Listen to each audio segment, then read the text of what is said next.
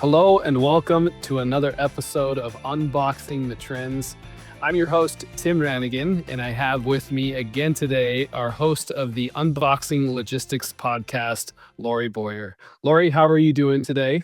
Oh, I am doing so good, Tim. So good. Well, Lori, I'm excited to jump into our discussion today. We have some really interesting news coming out of USPS. It looks like they are introducing their first ever fuel surcharge. I'm really interested to get your take on this. So go ahead and tell us what you know about this first ever charge from the United States Postal Service. Tim, it is a big deal. I mean, they've never had a fuel surcharge before, ever. So, I don't think any of our viewers out there are going to be excited. More surcharges. We're seeing that across the board. We're seeing huge numbers of surcharges in general. Costs are up, and that goes for carriers as well. Obviously, we know with the situation in the Middle East, we've got, fuel prices rising as well. But I do think this is kind of a big signal, um, just with all of the different rising costs. They say it's a temporary adjustment, to match market conditions, and I hope it is. Um, but I guess I just wouldn't be surprised to see a few more surcharges. It's always been USPS has always been our sort of predictable low cost model. The past, I feel like they've always sort of absorbed the volatility rather than kind of passing it on like other, for-profit carriers have. But we're at the point where they're really struggling with those costs. So we are seeing some more of those costs being carried over to the shippers in general. And so I wouldn't be surprised to see that continue, sadly. That's interesting. I'm curious, do you think that some of the other major carriers will follow suit? Have you read anything about that? Yeah, I mean, they all have big fuel surcharges already, but we're definitely seeing rising numbers in, surcharges into 2026 so far. Across the Interesting. board for all the major carriers, we're seeing a big rise, and I think some of it isn't just fuel, but a lot of the other charges.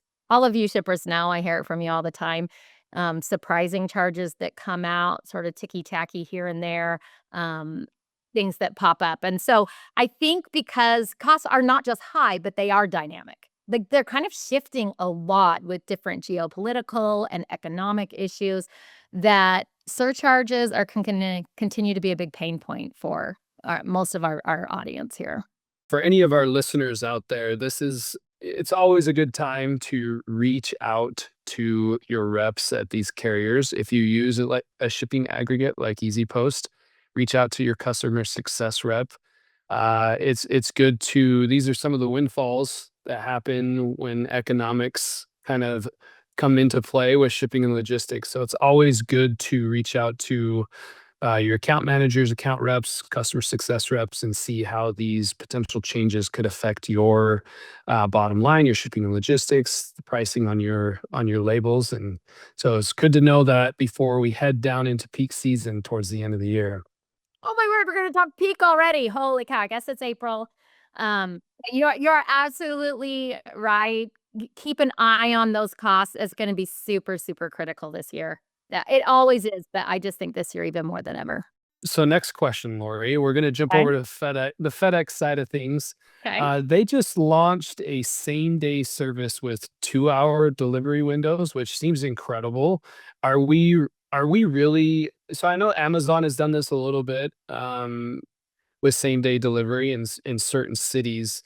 Are we really heading towards this as kind of the new norm for shipping and logistics? It seems like with a major carrier announcing a service level like this, maybe some of them are gonna follow suit. What does that mean for the industry? Yeah, great, great question, Tim. This is one that I'm actually a little bit passionate about for you shippers out there. So, yes, FedEx did just announce that they have same day service within a 2 hour delivery window, which is great. I think what you were referring to as well. I think it was a week or two ago. Amazon announced that they have 1 hour and 3 hour delivery, which is amazing. So you could order fulfilling and get it within 1 to 3 hours, in a lot of the city. What we are seeing, though, is that push a little bit to faster and faster and faster service, um, but there's a big but. Um, I do not think that that necessarily means you need to change your shipping approach. Okay. So just because the big players are doing it, and now if you have access to it, if you're using FedEx, if you're using some of the Amazon shipping carriers who offer that, it's okay. But this is a big player thing. And I feel like when maybe if you're a smaller shipper or even a medium sized shipper, if you're thinking, oh, I got to keep up, it may end up being way more money than is worth it because we're also seeing data, Tim, that customers are not necessarily pushing speed as much as we sometimes think when it comes to reliability. So, almost more than anything, they're wanting to know exactly when they're going to receive their packages.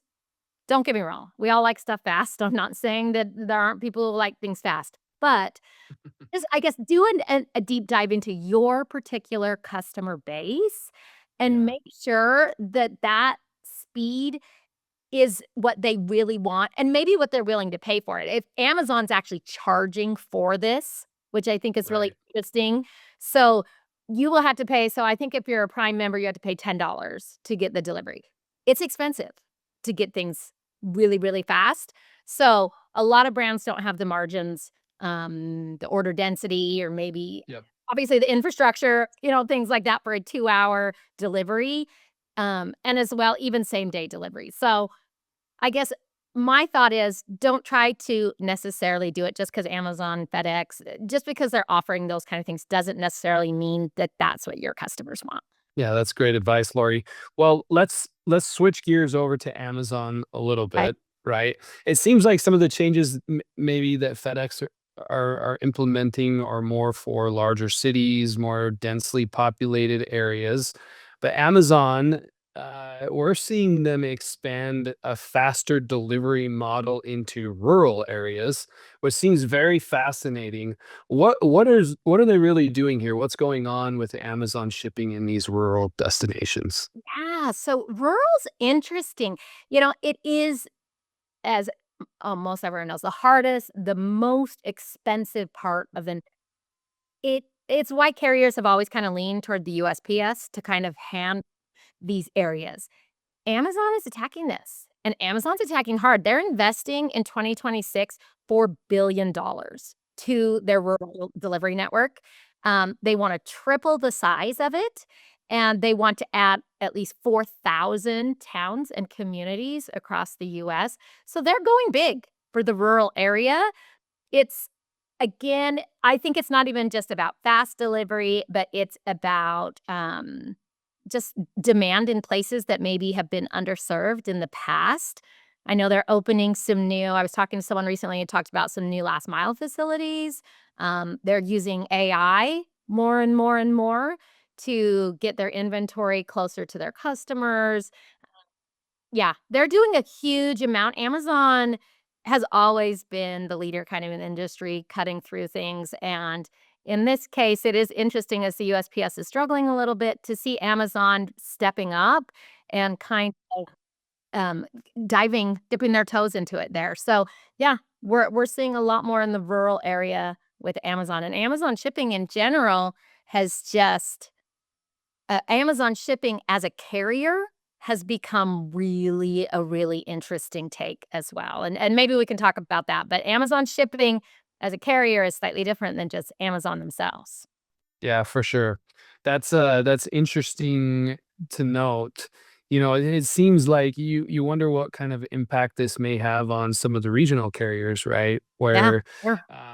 those were the resources to reach into some of these more rural destinations. It's interesting to see a nationwide carrier kind of dipping their toes into making Yeah. rural deliveries a possibility. So interesting to see. Really, really fun times in the industry. Really Yeah, interesting. for sure. Lots of carrier stuff going on. Yeah. Okay. Well, we're gonna jump over. I've got a question for you. We've seen a lot of kind of easy post users they're starting to move their volume over to Amazon shipping, right? We talked Mhm. a little bit about some things that Amazon is doing to diversify their offering, right? Their delivery offerings to their customers. What are you seeing here with this kind of shift away from maybe some of these traditional big four carriers to a carrier solution like Amazon? Yeah. So Amazon shipping, for those of you who don't know, is Amazon's carrier arm of their company. So Amazon, of course, has their own shipping, but they've opened it up to e-commerce and other shippers who want to kind of tap into that infrastructure and let people use that and as a carrier. So as you kind of mentioned, they've been sort of almost like one of our regional carriers. They've been kind of smaller. They're definitely not promoting themselves as a we're going to ship everything. But in certain lanes and for certain products and in certain areas, Amazon shipping is an option in your multi-carrier mix. If you if you talk with me too long, you'll know how much I am passionate about having a good, strong risk strategy around having multiple carriers. And Amazon shipping launched, I think maybe 18 months ago now, Tim. And we're seeing a lot. I think you mentioned our customers specifically. We're seeing a lot of movement to Amazon shipping. Brands are actively testing it out. What's one of the interesting things and where a lot of our volume here at Easy Post is getting driven to Amazon shipping is because of our Luma AI product. Our Luma AI can go in, and what it does is it compares all of the carriers across, lanes, across speed, when do you wanna have it there, all of those different things, and will tell you what is the best option for you based on what you need. So if you're looking for the most affordable option, or if you're looking for the most, the fastest service or the most reliable or whatever you want, Luma AI has taken billions of shipments and compared and cross-examined so that people can see what would be their option. This is where our push towards Amazon shipping, where we're seeing that with customers. In our data, that's what the data is showing, that a lot of times Amazon shipping is is the best option. It's strong. Amazon's network is strong. It's hard to ignore. Um, so yeah, I think that it's just the data shows that Amazon shipping is becoming a really big player in the carrier industry. And boy, within 18 months, it's really fast. Yeah, that's fascinating. Um, well, Lori, this is you've talked about some really interesting things with carriers almost from top to bottom, touching on USPS, FedEx, Amazon shipping.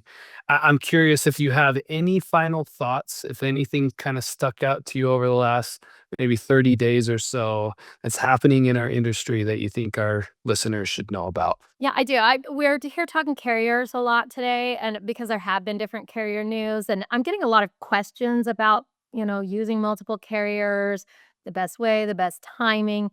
And I think for me, if it were me and I was shipping here in the next 30 days and even moving forward, I wouldn't be paying attention a lot to what is happening with one specific carrier. I would be more worried about how am I making my decisions around carriers. That's what I see breaking right now. I see that people they may be keeping an eye on things, but unless you are actively trying to figure out and make the right decisions, you're gonna be behind. And the industry is just crazy. I mean, it's always crazy, but right now we are seeing so many fluctuations and shifts that it feels like the news one day can be completely different the next day. And I think right now it's more important than ever that you are using tools, that you're doing things to help make sure that you just have good visibility into what's happening with your carriers. So for me, that's how ask yourself, am I making good decisions? Do I know if I'm making good decisions? Do I know if I'm overpaying? Can I change volume quickly? Ask yourself those questions. And if you don't have the right answers to them, then you need to start looking. There's technology, there's solutions. Of course, there's Easy Post. I love Easy Post. And there's others as well. So just don't leave yourself in a place where you're needing to make decisions manually. That's great advice, Lori.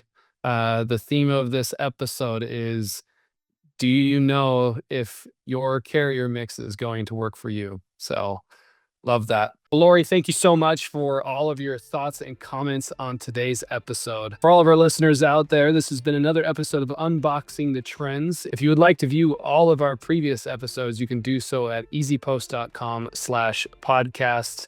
We'd also love to hear any comments you might have, so please drop a comment down in the thread below. Until next time, we'll see you in the next one. Dang. Happy shipping, everybody.